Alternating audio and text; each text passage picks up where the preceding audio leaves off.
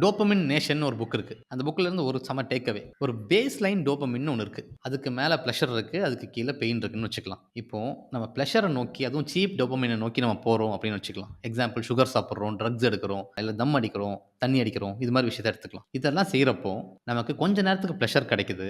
ஆனா, அந்த base line அடி வாங்கிருது. அந்த கொஞ்ச நேரம் பிளஷர்க்காக அந்த பேஸ் லைன் கீழ போயிடுது. ரொம்ப நேரம் பெயின்லேயே இருக்கிற மாரி ஆக்கிடுது. அந்த பேஸ் லைன் எவ்வளவுக்கு எவ்வளவு கீழ போகுதோ, அவ்வளவுக்கு அதிகமா நம்ம வந்து சோகத்த ஃபீல் பண்ணுவோம். ஈவென்ச்சுவலா டிப்ரஷன் போக கூட நெறைய வாய்ப்பு இருக்கு. இதே இன்னொரு சைடு பார்ப்போம். நம்மளே நம்மள இன்டென்ஷனலா பெயின்ல போட்டுக்கிறோம்னு வச்சுக்கலாம். அதே மாரி விஷயம் தான் பண்றோம். ஃபார் எக்ஸாம்பிள் ரன்னிங் போறது, ஒர்க் அவுட் பண்றது, ஹார்ட் ஒர்க் பண்றது, இது மாரி விஷயத்தலாம் எடுத்துக்கலாம். நம்ம கொஞ்ச நேரம் தான் இது மாரி பெயின்ல இருந்திருப்போம். ஆனா, அந்த பேஸ் லைன் அதுவா மேல வந்திருக்கும். நமக்கு ரொம்ப நேரம் பிரஷர் குடுக்கும். செம்ம ஐரனி இல்ல இது? ஒரு நாளைக்கு 1 மணி நேரம் இன்டென்ஷனலா பெயின நோக்கி போனா, மீதி இருக்கிற 23 மணி நேரமும் பிளஷர்ல இருப்போம். நம்ம நாள் முழுக்க சந்தோஷமா இருக்கணும் அப்டின்னா, நம்மளே நம்மள இன்டென்ஷனலா பெயின்ல போட்டுக்கணும். நாள் முழுக்க சோகமா இருக்கணும்னா, நம்மளே நம்மள இன்டென்ஷனலா சீப் டோபமைன நோக்கி போக வைக்கணும். நம்ம என்ன பண்ண போறோம்?